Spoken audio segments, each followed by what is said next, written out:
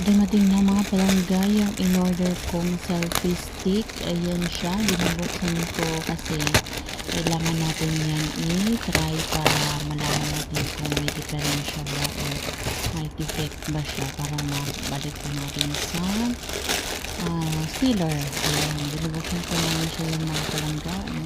Ang tagal-tagal na buksan kasi sobrang higpit yung ano nila.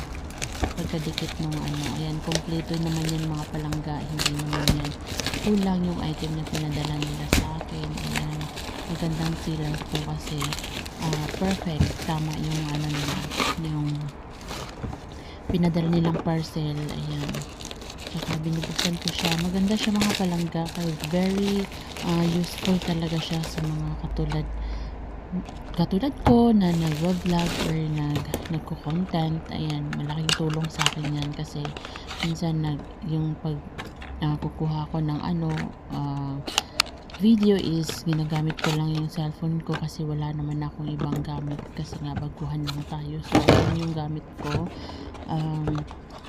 selfie stick para during magluluto ako at least meron akong video. Ayan.